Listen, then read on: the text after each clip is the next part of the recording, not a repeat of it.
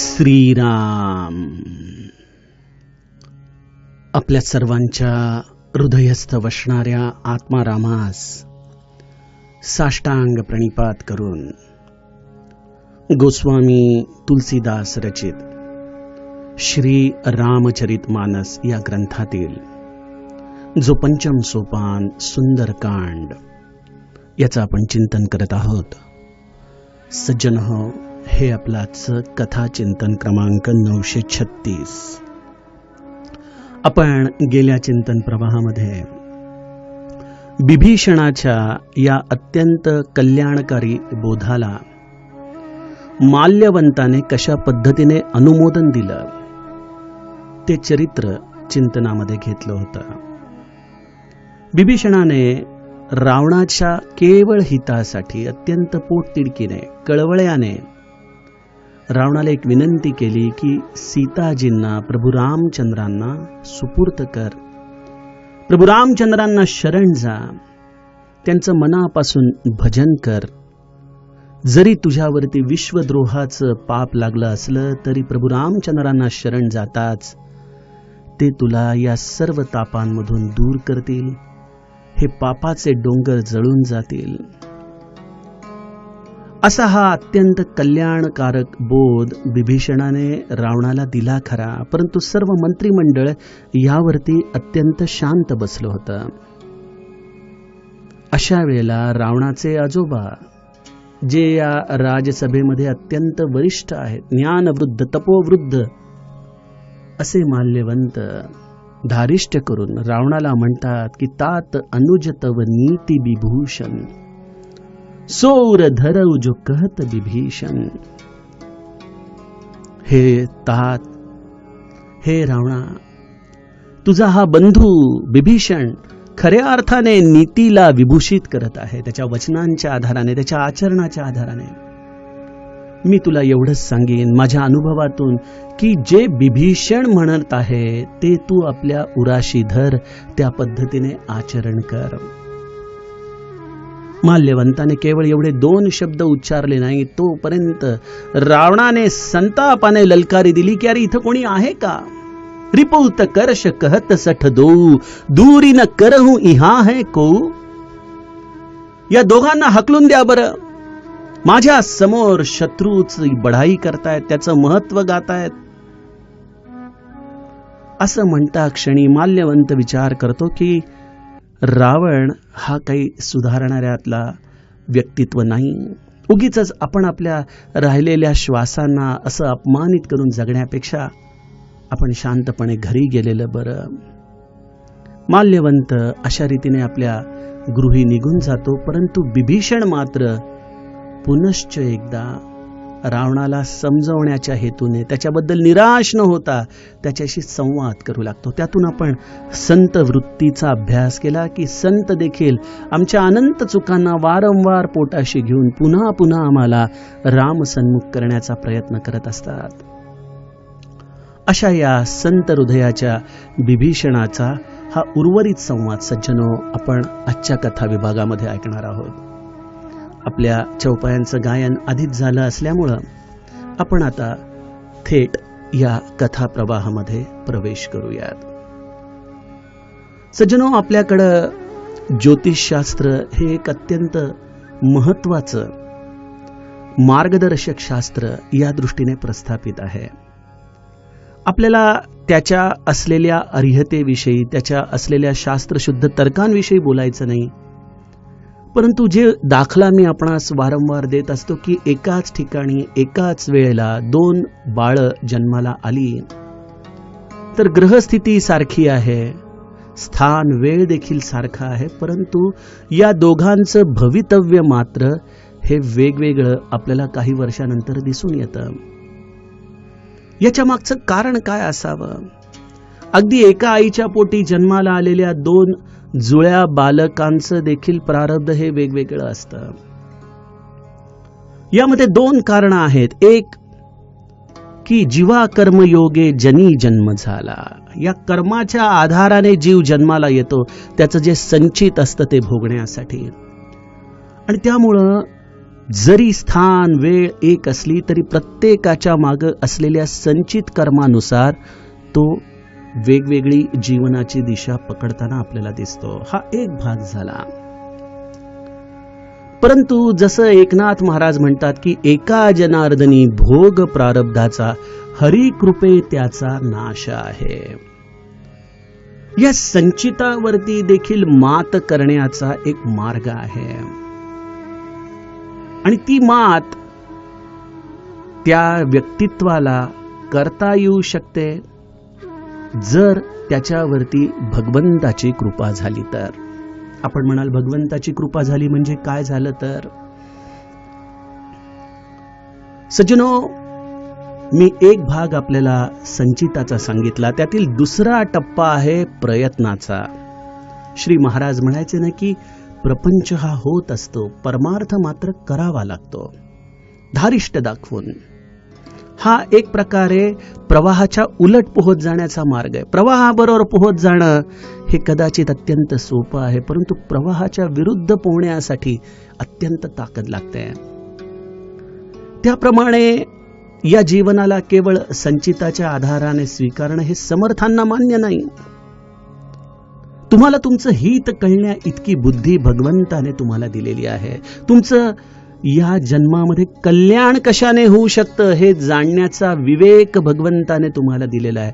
ती गोष्ट तुम्हाला आपल्या जीवनामध्ये आचरण करून दाखवण्याची शक्ती भगवंताने तुम्हाला दिलेली आहे.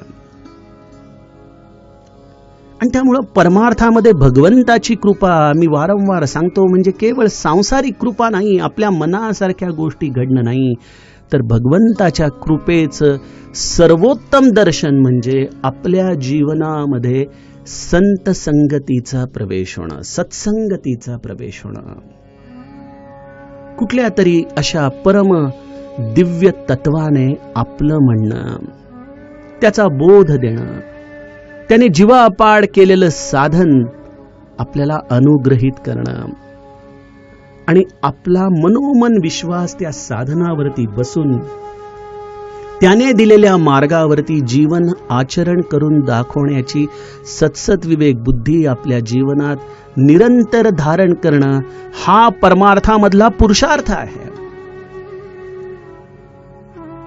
मग एकनाथ महाराज म्हणतात त्याप्रमाणे एका जनार्दनी भोग प्रारब्धाचा, हा प्रारब्धाचा भोग या सत्संगतीने मिटतो. म्हणजे काय होतं? संत काही आपल्याला एखादा ताईत देतात का, एखादी रक्षा देतात का, की एखादा गळ्यामध्ये गंडा घालतात का? या अशा अंधश्रद्धा नाही. संत तर कृपा केवळ एका दृष्टीपातात करतो, त्याच्या स्पर्शाने करतो, त्याच्या जवळ जाण्याने देखील करतो. त्याला या सर्व वस्तूंची खरंच गरज नाही. संत कृपा करतो, आपल्या अंतरंगामध्ये तो विवेक प्रस्थापित करतो. आणि विवेक ही गोष्ट केवळ सत्संगतीमधून प्राप्त होते बरं का. एक लक्षात घ्या, तुम्ही विवेकाची प्राप्ती ना कुठल्या पुस्तकातून, ना कॉलेज शिक्षण पद्धतीमधून, ना समाज व्यवस्थेमधून, ना कौटुंबिक संस्कारातून कुठूनही विवेकाची प्राप्ती करू शकत नाही. विवेक हा केवळ आणि केवळ संतांच्या संगतीमधून मिळू शकतो. आपल्या जीवनाच्या प्रत्येक प्रश्नाला दोन पर्याय असतात. एक पर्याय हा सुमतीच्या मार्गाने आपल्या जीवनाला श्रेयस तत्वाच्या दिशेने नेणारा असतो, तर दुसरा पर्याय हा स्वार्थ बुद्धीचा असतो. विशेष सोपा असतो, परंतु तो आपल्यासाठी श्रेयस नसतो, तो प्रेयस असतो. त्यामधून आपल्या कर्माचं संचितच आपण जणू काही वाढवणार असतो. मग अशा वेळेला आम्हाला प्रत्येक वेळेस जीवनाचा श्रेयस मार्ग कुठला आहे हे ठरवण्याचं जे बळ आहे त्याचं नाव विवेक आहे. विवेक आम्हाला अखंड श्रेयस काय आहे हे सांगत राहील. त्याचा आवाज क्षीण असतो बरं का. त्यामुळं बऱ्याचदा त्या क्षीण आवाजावरती आमची वासना मात करून जाते. परंतु जो अखंड सावधान आहे, आपलं हृदय काय सांगतंय, आपली सत्सद विवेक बुद्धी काय सांगतेय, याचा जो नित्य या सत्संगतीमध्ये राहिल्याने विचार करतो, तो या क्षीण आवाजामधून देखील आपल्या आचरणाला वज्रासारखा दृढ करतो. स्वामी विवेकानंदांची ती मी गोष्ट आपणास नेहमी सांगतो की अमेरिकेमध्ये त्यांना अनंत प्रकारच्या परीक्षांना शिकागोच्या धर्म परिषदेच्या आधी सामोरं जावं लागलं. त्यांचं व्यक्तित्व अत्यंत सुंदर, तर्ण, बांड आणि त्यामुळे स्वाभाविकपणे अशा या तरुण पुरुषाशी विवाह करण्याच्या इच्छेने एक अमेरिकन स्त्री स्वामी विवेकानंदांच्या प्रेमात पडलेली आहे. आजन्म ब्रह्मचारी असलेले स्वामी विवेकानंद एक दिवशी एकांतामध्ये ती त्यांना जाऊन म्हणतीये की मला आपल्याशी विवाह करायचा आहे.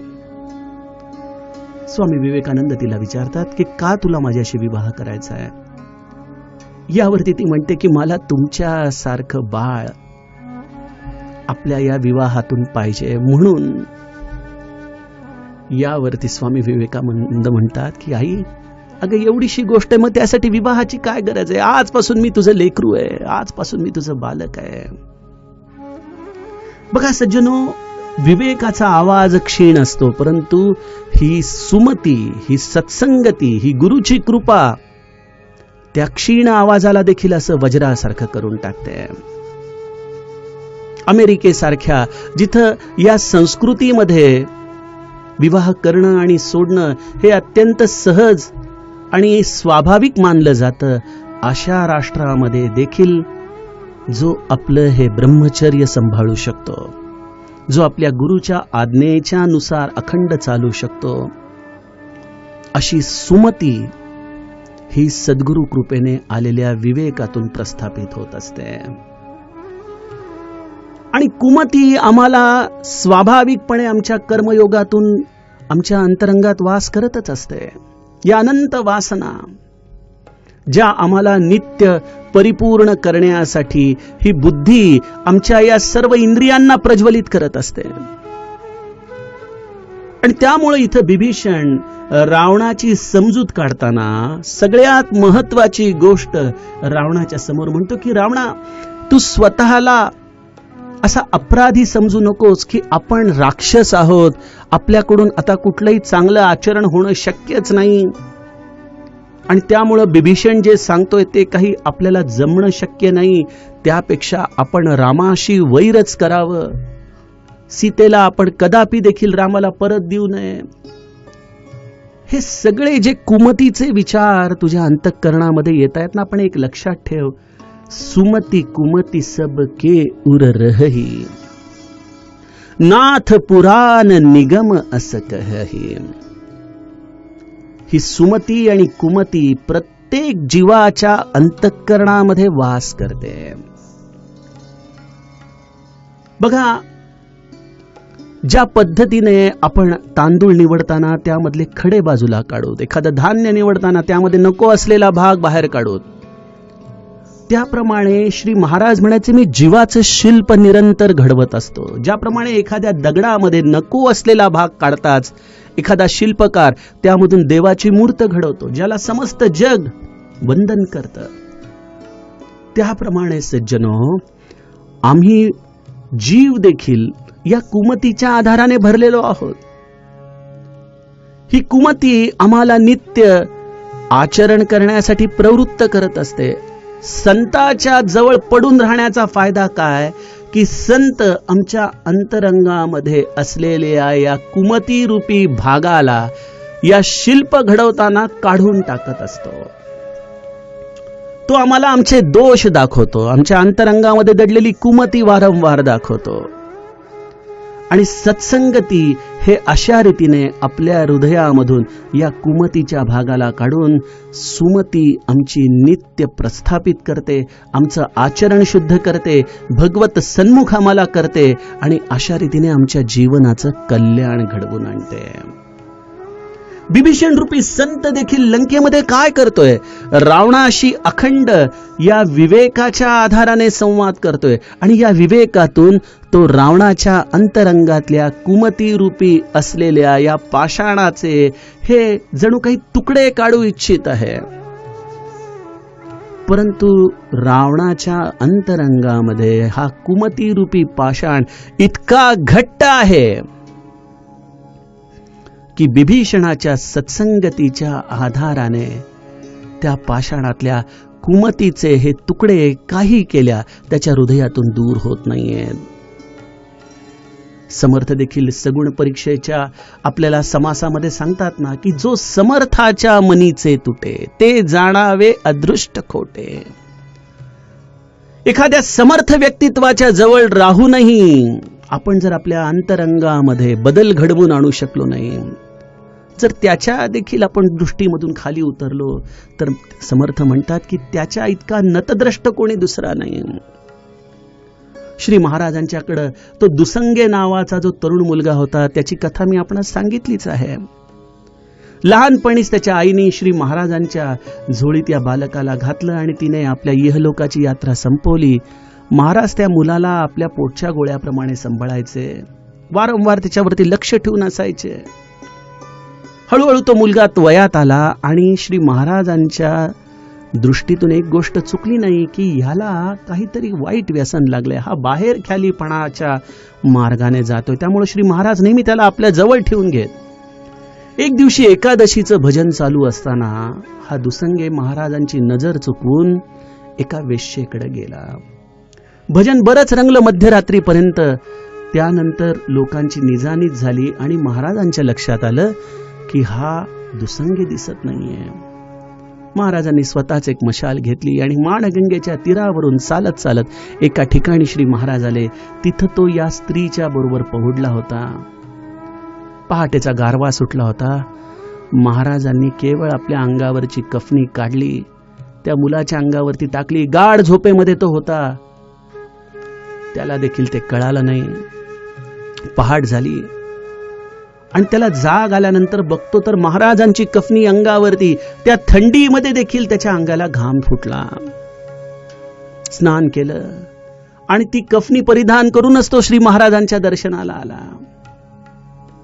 महाराज आपल्या खोलीमध्ये पहुडले होते. हा महाराजांच्या खोलीच्या बाहेर जप करत उभा राहिला. महाराजांनी बाहेर येऊन केवळ त्याच्याकडे पाहिलं आणि सांगितलं की आता कुठेतरी एकांतामध्ये जाऊन 13 कोटी पुरश्चरण कर आणि मगच मला तोंड दाखव. अशा रीतीने संताच्या जवळ राहूनही, तो वारंवार सांगूनही जर आमच्या अंतरंगातली कुमती दूर झाली नाही तर आम्हाला त्याचं फळ भोगावंच लागतं. आणि जर आम्ही संताच्या बरोबर राहून आपल्या सत्सत विवेक बुद्धीला प्रस्थापित केलं, या आपल्या अंतरंगामध्ये असलेल्या सुमतीचा आधार घेत आम्ही आमचं आचरण केलं, तर या दोघांचीही थेट कर्मफळं आम्हाला त्याच जन्मामध्ये दिसून येतात. जहां सुमतीतः संपत्ती नाना, जहां कुमतीतः विपत्ती निदाना. जिथं सुमती आहे, जिथं विवेक आहे, तिथं अनंत प्रकारची सुख संपत्ती याची स्वाभाविकपणे आपल्याला स्थापना झालेली दिसते. आणि या उलट जिथं कुमती आहे त्याच्या जीवनामध्ये मात्र अनंत प्रकारच्या विपत्ती या सदैव घर करून असतात. हे सध्याच्या काळामध्ये हे रेमडेसिविर इंजेक्शनचे किंवा जे वेगवेगळ्या औषधांचे काळा बाजार करणारी लोक आहेत त्यांच्याविषयी एक फार छान वाक्य आजच वाचनामध्ये आलं. एकाने लिहिलं होतं की जिथं लोक आपल्या कष्टाचे पैसे खर्च करून देखील आपल्या स्वजनांना वाचवू शकत नाहीयेत, त्या पैशाच्या आधाराने आपल्या जवळपासच्या व्यक्तींचे प्राण जाताना त्यांना पाहावं लागतंय. तुम्ही असे पापाचे पैसे कमवून आपल्या घरच्यांची कशा पद्धतीने सुरक्षा अपेक्षित ठेवत आहात? हे सगळे पापाचे पैसे हे तुमच्या कदापि उपयोगाला येणार नाहीत. खरोखर सुमतीच्या आधाराने ज्याच्या अंतरंगामध्ये विवेक आहे त्याला स्वाभाविक समाधान मिळतं. आणि जिथं समाधान आहे त्याच्यासारखी श्रीमंती नाही हो. आपण बघा संताच्याकडे जातो, कशासाठी जातो? काय हवं असतं आम्हाला?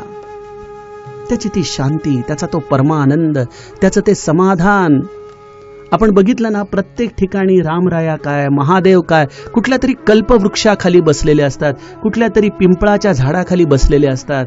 त्या दाट सावलीमध्ये हे भगवंत बसलेले असतात.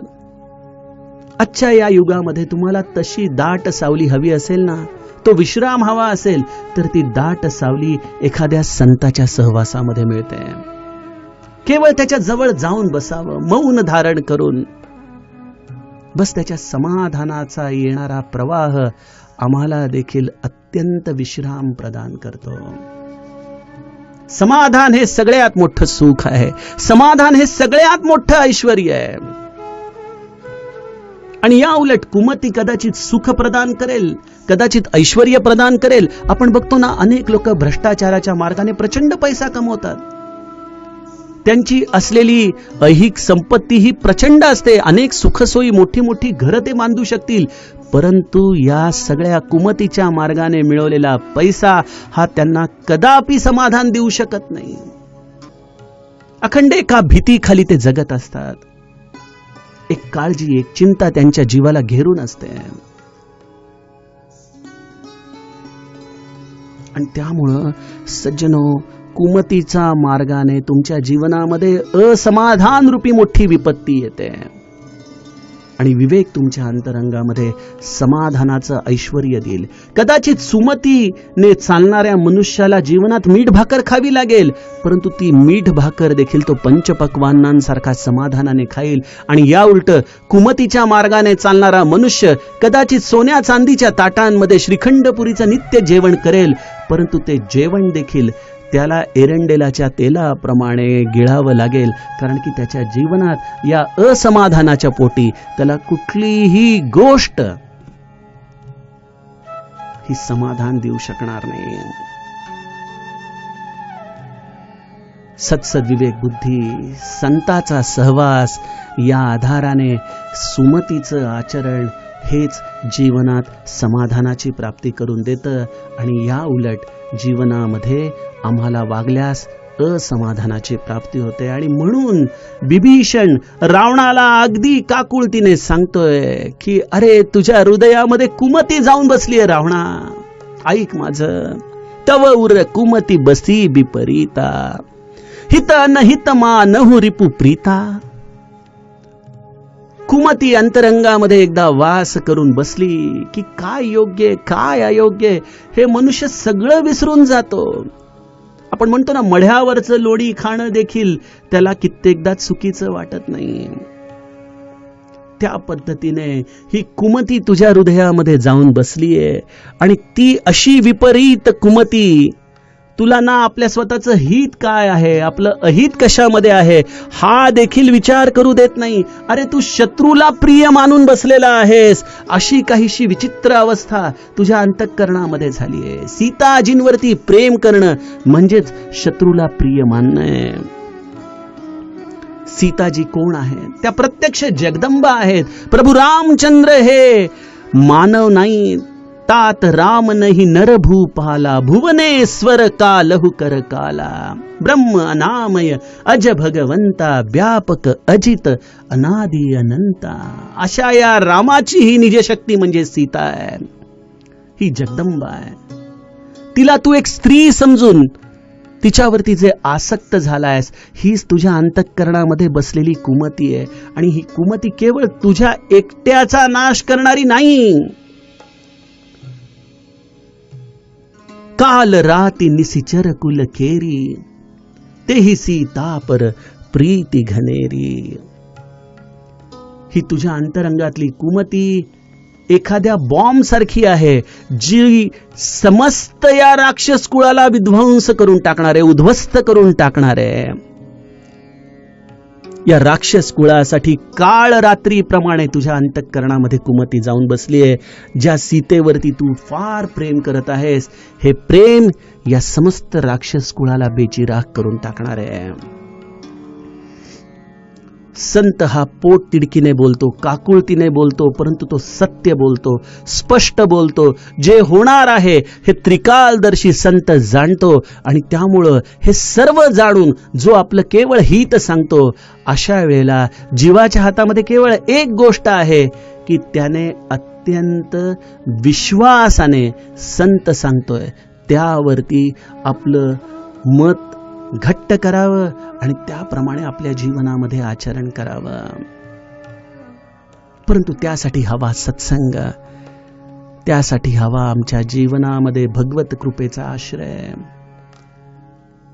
आणि या भगवत कृपेच्या अभावी रावण सर्व संपत्तीने युक्त असूनही सत्सद विवेक बुद्धी विहीन आहे.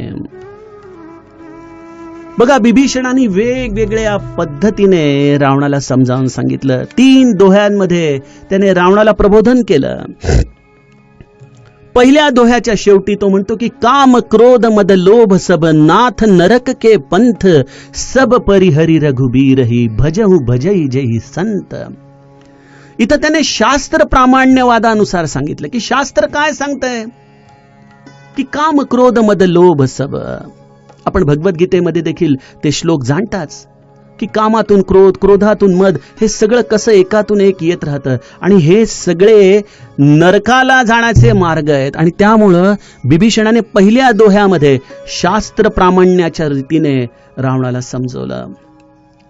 दुसऱ्या टप्प्यावरती 39व्या दोह्यामध्ये मुनी पुलस्ती निज शिष्य सन कही पठई यह बात तुरत सोमय प्रभू सन कही पायी सुअवसरुतात.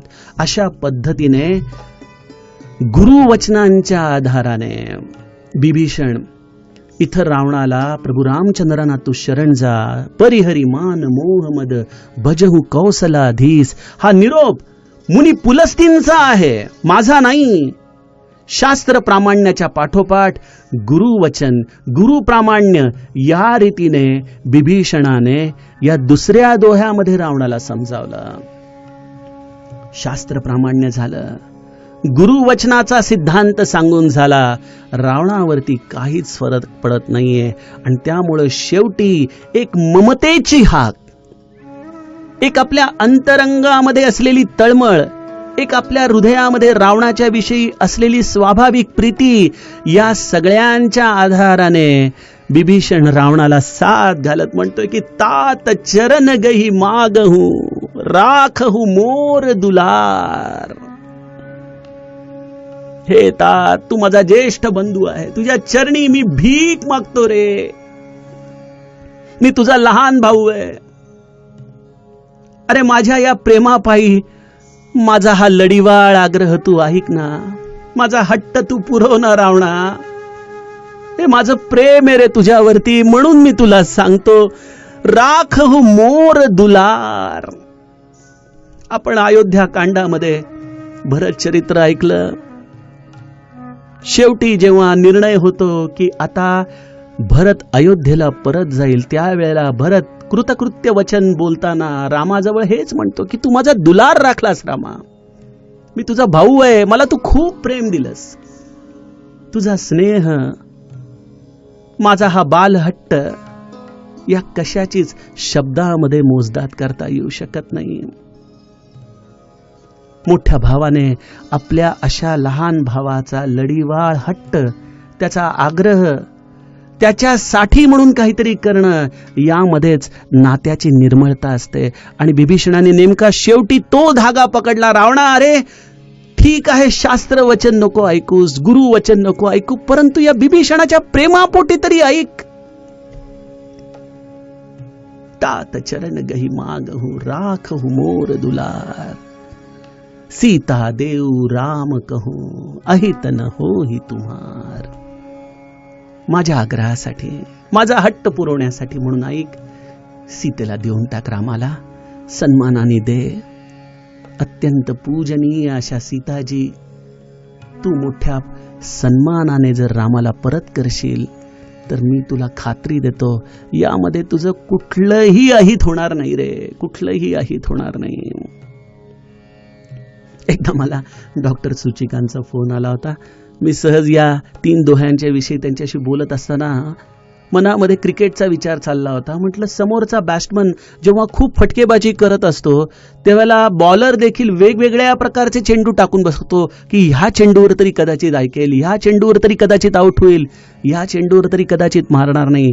त्या पद्धतीचे एक शास्त्रवचन, एक गुरुवचन आणि एक आपल्या स्वतःच्या अंतःकरणातल्या प्रेमाच्या झऱ्याच्या आधाराने, या 3 वेगवेगळ्या मार्गांच्या आधाराने बिभीषण रावणाचं मन बदलू पाहतोय. आणि तरी देखील रावण आपल्या संतापामध्ये, आपल्या अहंकारामध्ये, आपल्या मदामध्ये चूर आहे. त्याला बिभीषणाच्या या सांगण्याचा काकणभर देखील परिणाम त्याच्या हृदयावर न होता आता रावणाचा संताप हा शिगेला जाऊन पोहोचणार आहे. आणि त्या संतापातून या बिभीषण रूपी संताचा जो एक प्रचंड मोठा अपमान रावणाकडून घडणार आहे. सज्जनो, रावण युद्ध केवळ या पुढच्याच दोह्यामध्ये हरून गेलेला आहे. या संताच्या अपमानामध्येच लंकेचा संपूर्ण ऱ्हास ठरलेला आहे.